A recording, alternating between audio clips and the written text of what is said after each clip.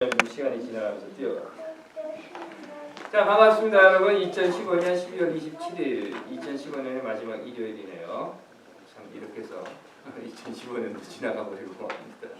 지난 금요일에 함께 했고요. 성탄 예배 하루 쉬고 다시 또 먹었습니다. 다음 주부터 좀 추워진다고 하는데요. 그래도 뭐 그렇게 많이 추워지는 것 같지는 않아요. 작년 같은 경우 우리가 여기가 페런하이트로 마이너스 8도 여기까지 내려갔었는데 그렇게 많이는 춥지 않을 것 같습니다. 하지만 비도 계속 오고요. 날이 좀 꾸물꾸물거립니다. 그래도 방학이라서 좀 여유는 있으실 줄로 생각합니다. 기도할게요. 하나님, 한 해의 마지막 일요일입니다. 지난 한 해 우리가 뭘 하며 살았는지 돌아보게 하시고, 지난 한 해 다 하지 못했던 일들이 있거든. 갚지 못한 것은 갚게 하시고, 나누지 못한 것은 나누게 하시고, 잘못한 것은 미안하다고, 미워했던 것은 용서하게 하시고, 다투었던 것은 화해하게 하시고, 또한 사랑한다고 말하지 못했던 것은 사랑한다고 이 해가 다 가기 전에 말하게 하옵소서. 아멘. 독재 권력이 국민들을 길들이는 방법은 여러 가지가 있습니다. 그 중에 이런 게 있어요. 국민들을 무기력하게 만드는 겁니다. 그러면 그 무기력이라고 하는 것은 무관심이 되고 결국 국민들은 무관심 속에서 무감각해지고 맙니다. 이런 이야기죠. 너희들은 안 돼. 해봐야 소용없어. 나도 옛날에 다 해봤어. 되지도 않을 걸 뭘 관심을 갖고 그러냐. 관심 끊어. 쳐다보지 마. 이러는 겁니다. 그렇게 할 때 국민들은요. 독재 권력이 자신을 서서히 죽여간다고 하는 것에 대해서 감각을 잃게 되는 거죠. 아니, 더 정확하게는요. 자신들이 독재 권력에 의해서 죽어간다고 하는 감각을 잃어버리게 되는 겁니다. 역사와 정치의 이야기만 아니더라도 우리 삶의 모든 부분에서 우리는요. 이런 무기력, 무관심, 무감각이 어떻게 우리를 지배해가고 있는가 하는 것들, 또 그리고 그 무기력, 무관심, 무감각에 의해서 우리의 삶이 어떻게 정복당해가고 어떻게 파괴되어가고 있는가 하는 것들을 무수히 보아왔습니다. 하지만 잊어버리고 삽니다. 2015년의 마지막 일요일이죠. 요한복음 9장에 보시면은요, 날 때부터 소경된 사람에 대한 이야기가 나와요. 어느 날 예수께서 날 때부터 소경된 사람을 만나게 됩니다. 주변에 있는 사람들이 물어보는 거죠, 제자한테. 이 사람이 소경된 것은 누구의 잘못입니까? 이 사람의 잘못입니까? 이 부모의 잘못입니까? 누구의 죄로 인한 것입니까? 라고 이야기하자 예수께서 이렇게 대답을 합니다. 이 사람이 소경된 것은 이 사람의 잘못도 아니고 이 부모의 잘못도 아니야. 누구의 죄도 아니야. 이 사람의 소경된 이 삶을 통해서 하나님께서 하시는 일을 나타내고자 하는 것이다 라고 합니다. 그리고는 예수가 이렇게 이야기하죠. 나를 보낸 사람이 있는데 그 사람이 원하는 일을 지금 우리가 해야 할 것이다. 아직 때가 낮이기 때문에 밤이 오기 전에 우리가 이 일을 해야 한다. 그리고는 그 소경의 눈을 고쳐줍니다. 즉 그에게서 나타나는 하나님의 일, 그리고 하나님께서 하시고자 하는 그 일을 해야 할 때가 있는데 그 때가 언젠가는 바로 지금이다 라고 이야기한 것입니다. 우리는 잘 압니다. 때가 있다 이런 것. 그래서 전도서에 보면 뭐 할 때가 있고 뭐 할 때가 있고 뭐 할 때가 있고 뭐 할 때가 있고 뭐 이런 이야기들을 잘 합니다. 그러면서 그 때라고 하는 것에 대한 개념으로 흔히 지금은 때가 아니야. 기다려야 해. 때가 올 거야. 라는 말을 하기는 하지만 이 말, 지금은 때가 아니야. 해야 할 때가 있는데 그때는 야 라고 하는 말을 잘못 해석하면 슬쩍 뒤로 밀어놓는, 그래서 무기력과 무관심과 무감각이라고 하는 구렁텅이 속에 빠뜨려버리는 오류를 범하게 됩니다. 맞습니다. 해야 할 때가 있고 행하지 않아야 할 때가 있습니다.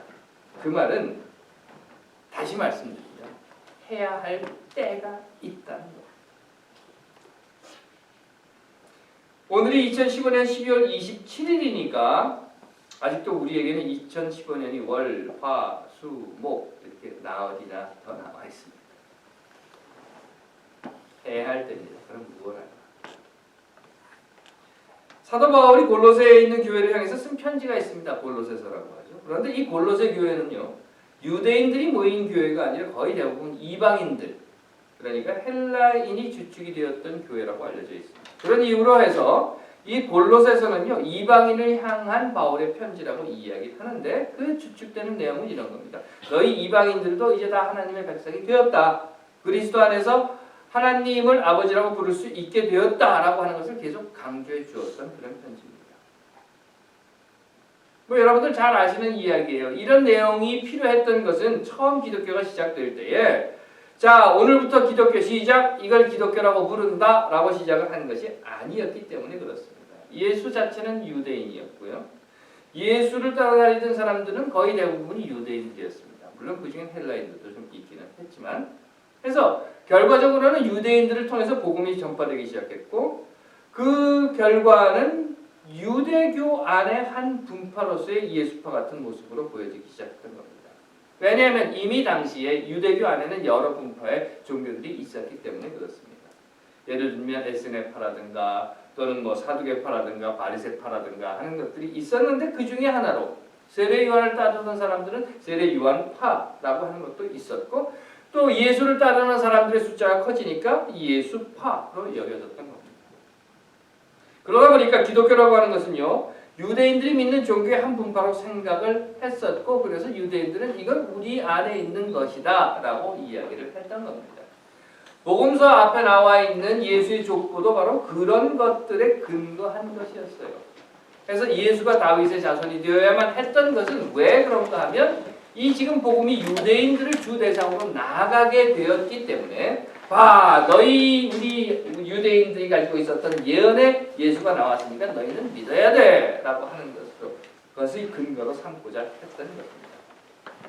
하지만 기독교라고 하는 것은 유대교라고 하는 종교를 뛰어넘은 것입니다. 그러다 보니까 유대인이라든가 이방인이라든가 하는 것, 종족 또는 인종의 구분이 없는 상태의 종교가 생겨나게 되었고 세상 모든 사람들을 다 한 하나님의 자녀로 고백하는 종교로 발전하게 되었고 그것이 바로 기독교가 되었다는 겁니다. 그 결과는 사도 바울이 이방에게 복음을 즉 기독교를 전파하게 되었던 것이죠. 물론 갈등도 있었습니다. 그런데 갈등이 그냥 좀 있었어 정도가 아니라 아주 심각한 갈등이 있었습니다. 그래서 유대교의 한 종파로서의 예수파를 본다고 하면 너희 다 유대인이니까 할례를 받아야 돼 라고 했던 것이고 또 사도 바울의 입장에서는 이방인들이 예수를 그리스도로 믿고 그리고 기독교인이 된다고 하면 할례 받을 필요가 없어 라고 하는 것으로 아주 심각한 갈등을 벌이기도 했었습니다. 이와 같은 이런 우여곡절을 겪으면서 기독교가 전파가 되었고 그리고 골로새의 교회까지 세워지게 된 것입니다.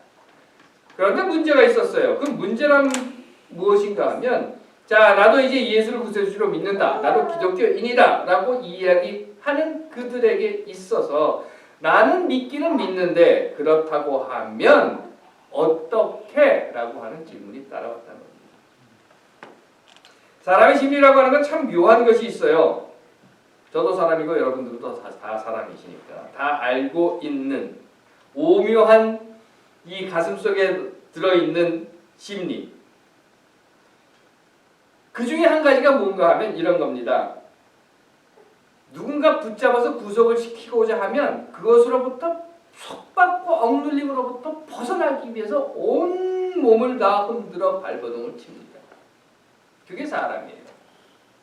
그런데 또 재밌는 건 뭔가 하면요. 그래 자 그러면 넌 자유야. 풀어줄게. 내가 하고 싶은 대로 마음대로 해. 하고 이제 내어놓으면 와 난 자유인이다. 드디어 해방됐다. 하고 소리치기는 하지만 얼마 가지 못해서 그런데 누가 날 좀 잡아주지 않나. 라고 한다는 겁니다. 구속과 속박이 싫어서 죽기보다 싫어서 뛰쳐나오기는 했지만 떨쳐나오기는 했지만 그렇게 떨쳐나온 사람들이 다시 누가 나를 잡아주는 구속과 속박을 해주지 않나 라는 생각 속에 멀리 가지 못하고 그 구속과 속박이라고 하는 주위를 빙글빙글 돈다는 겁니다. 결국 세상이 바뀔 뿐 계속해서 누군가에게 붙어있게 되는 그런 누군가에게 나의 자유를 맡기고 구속될 때에 안심을 얻게 되는 그런 묘한 심. 하지만 여러분 기독교는 뭡니까? 자유입니다. 자유라고 하는 거예요. 하나님께서 우리에게 주신 자유. 그런데 하나님을 믿으면서도 자유를 이미 얻었으면서도 그 얻은 자유를 어떻게 해야 할지 몰라서 사람들은 다시 어떤 것에든 누구이든 또는 어느 곳에든 자기 자신을 맡겨버린다는 겁니다. 다시 말씀드립니다. 하나님께서 사랑하신 여러분들은 자유인입니다. 나는 내가 해야 할 일을 내가 결정해서 내 기쁨으로 내가 책임지며 떳떳이 행하는 자유인입니다. 여러분 모두가. 그런데 이게 잘 안 돼요. 앞에서 말씀드린 것처럼 이 사람이 가지고 있는 묘한 심리 때문에. 사실 어제 오늘의 이야기만도 아닙니다. 이미 사도 바울 시대에도 그랬어요. 그래서 골로새 교회의 교인들조차도 내가 이제 기독교인이 되었다. 나는 누구 앞에서도 당당하게 내가 해야 할 일을 내가 결정해서 내 기쁨으로 내가 책임지며 기독교인으로 살겠다라고 했으면 얼마나 좋겠습니까? 근데 그게 안 됐던 겁니다. 그러다 보니까 사람들은 이런 생각을 하는 거예요. 자, 기독교인 하면 뭔가 공통적인 뭐가 있어야 되겠다라고 생각을 하는 겁니다. 그리고 그 공통적인 무엇인가에 나를 묶어놓았을 때 내가 안전하다라고 생각을 합니다.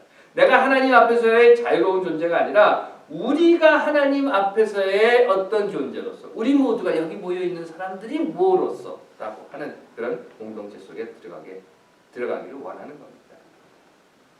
보셨습니까? 혹시 아이들이 갱을 만드는 건 똑같은 문신을 새긴다거나 똑같은 신발을 신는다거나 똑같은 옷을 입는다거나 또는 목소리도 한다거나 하는 그것은 뭔가 하면 공동체, 단체라고 하는 동질감을 갖기 위한 것이었습니다.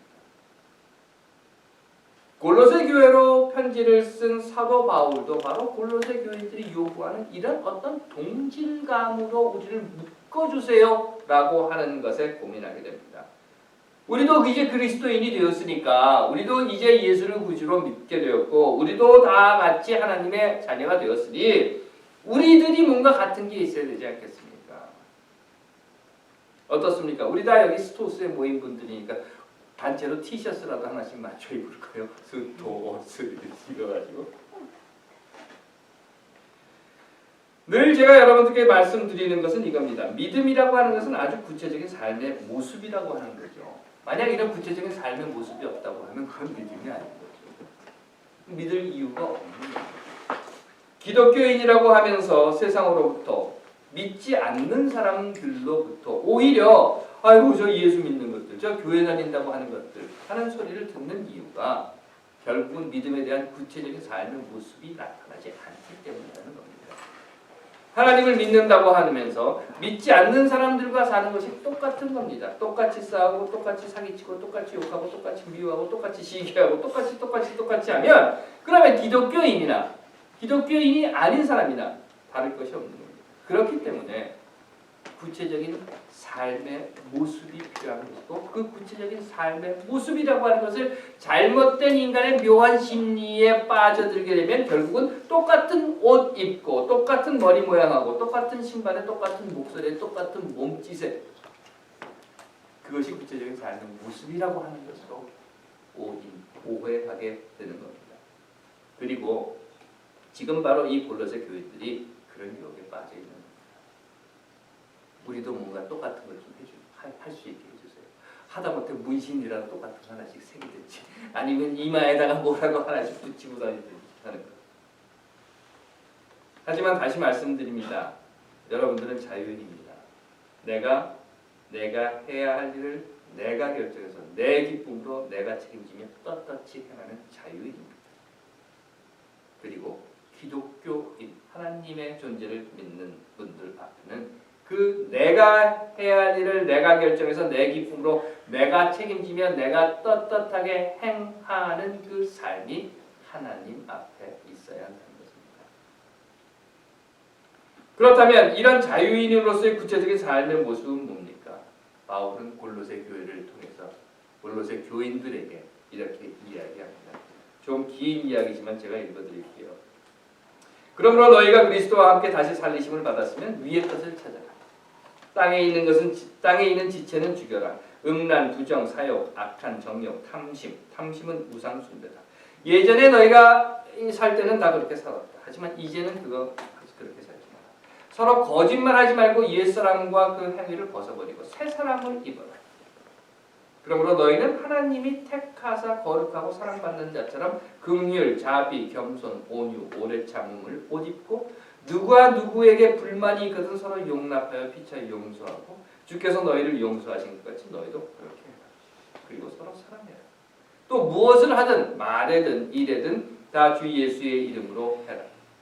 아내들아 남편들아 서로 사랑하고 괴롭히지 마라. 자녀들아 부모들아 순종하고 아이들을 화나게 하지 마라.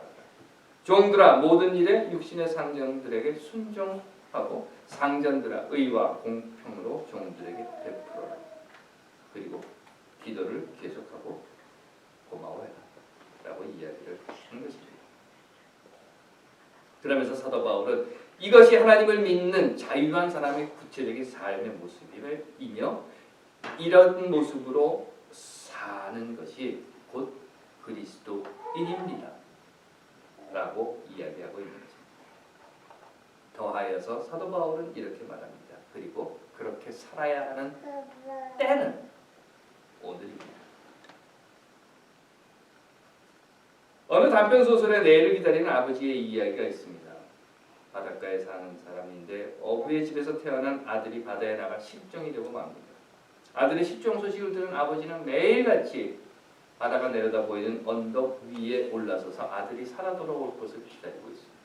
동네 사람들이 아무리 만류를 해도 눈이 오나 비가 오나 매일같이 그 언덕에 올라서서 아들은 살아올 거야, 아들은 살아올 거야 하고 바다를 바라봅니다.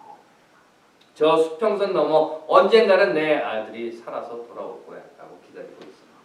매일매일 그 언덕에 올라가 아들을 기다리며 하루 해가 저물면 집으로 돌아가면 이렇게 이야기합니다. 내일은 올 거야. 내일은 내 아들이 살아서 돌아올 거야. 그렇게 시간이 수십 년 지난 어느 날 정말 아무도 살아있다고 생각하지 못했던 아들이 살아 돌아왔습니다. 온 동네 경사가 났고 마을 사람들은 저 아버지의 그 지극한 정성 때문이라고 입을 모아 축하를 합니다. 아들이 살아 돌아오고 온 마을에 큰 잔치를 베풀고 난 다음날 아침 잠에서 깨어난 아버지는 다시 그 언덕에 올라갑니다. 그 아버지가 기다렸던 것은 아들이 아니라 내일이었던 것입니다. 하나님께서 사랑하시는 여러분, 여러분들에게 주어진 것은 오늘입니다. 내일이 아닙니다. 내일을 기다리는 것이 아니라, 그래서 내일 할 거야, 내일이 내일이 되면 그 때가 될 거야가 아니라 오늘 지금 이 순간 아들이 돌아오기를 기다리는 것이 아니라 다만 내일이 되면 그 일이 있을 거야 라고 해서 또다시 언덕에 올라서서 내일을 기다리는 아버지가 아니라 그 유혹에 빠져서 돌아온 아들조차도 내게 지금 주어진 지금의 이때조차도 바로 쳐다보지 못하고 지나쳐버리는 우리들의 삶은 혹시 그 아버지와 함께하고 있지는 않을까 되돌아봅시다. 오늘 무기력과 무관심으로 무감각해진 나락에 빠져서 그저 죽어가는 삶이 우리 주변에 있습니다. 아니 죽어가는 것조차도 느끼지 못하는 삶에 빠져있는 사람들이 우리 주변에 있습니다. 혹시 나는 그렇지 않은가 먼저 돌아보고 그런 분들이 있다라고 하면 그들의 손을 붙잡아서 그 나락에서 꺼내주십시오. 하나님께서 사랑하시는 여러분, 2015년에 나흘을 남겨둔 오늘입니다. 갚지 못한 것은 갚게 하시고 나누지 못한 것은 나누게 하시며 잘못한 것은 미안하다고 이야기하게 하시고 미워했던 것은 용서하게 하시고 다투었던 것은 화해하게 하시며 또한 사랑한다고 말하지 못했던 것이 있다면 사랑한다고 말하십시오.